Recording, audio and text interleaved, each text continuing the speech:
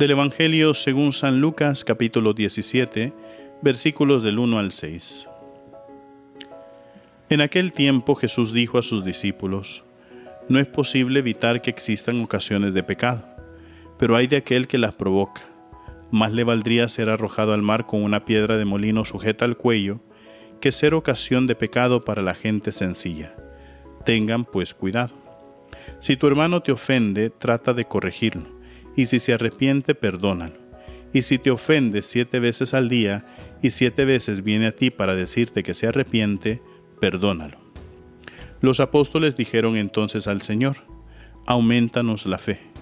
El Señor les contestó: si tuvieran fe, aunque fuera tan pequeña como una semilla de mostaza, podrían decirle a ese árbol frondoso: arráncate de raíz y plántate en el mar, y les obedecería. Palabra del Señor.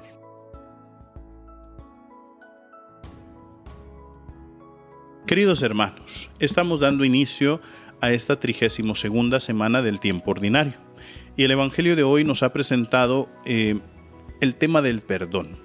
Recordemos que el tema del perdón no es algo fácil en nosotros.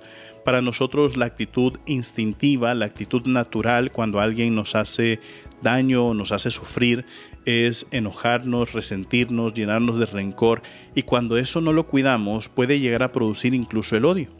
Es por eso que para nosotros es más fácil perdonar a gente que amamos. ¿Por qué? Porque el amor es lo que llega a superar muchas veces esa ira, ese rencor, ese resentimiento, ese odio incluso, ¿verdad?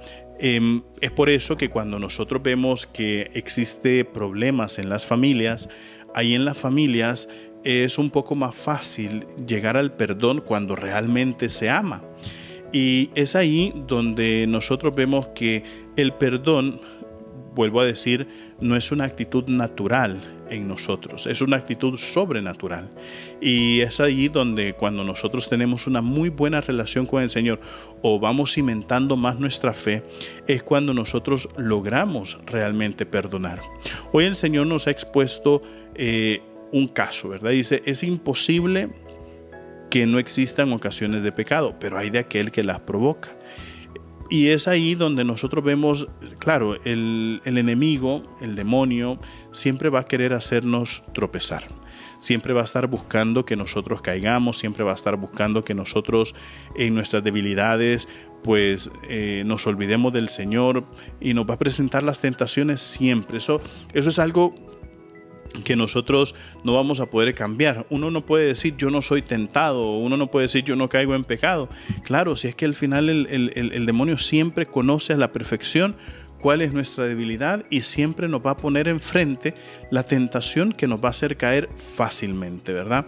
Pero claro, cuando nosotros vamos fundamentando más nuestra fe, vamos amando más al Señor, vamos terminando a tener una buena relación con Él, es ahí donde nosotros podemos reconocer las tentaciones y alejarnos, ¿no?, de esas mismas tentaciones que nos hacen caer en pecado.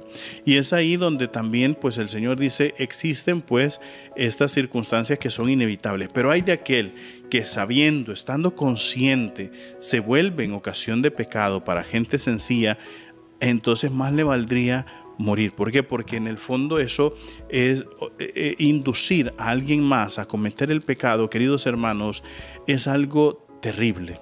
Es algo terrible. Yo me recuerdo una vez que en el confesionario me encontré con una mujer que le había inducido, le había metido la idea a otra persona a que cometiera el pecado gravísimo del aborto.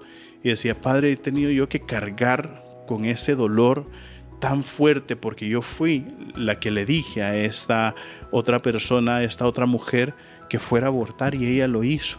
Y ahora yo me arrepiento, y para mí ha sido una carga, un dolor bien inmenso. Y es cierto, o sea, se convirtió en una ocasión de pecado.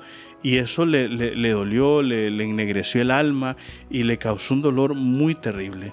Pero sabemos que así como nos ha dicho la palabra, Dios siempre perdona. Dios nunca se cansa de perdonar.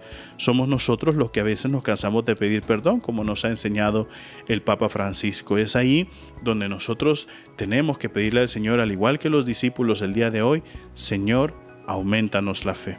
Y recuerden, mis queridísimos hermanos, nosotros somos lo máximo para Cristo. Así sea.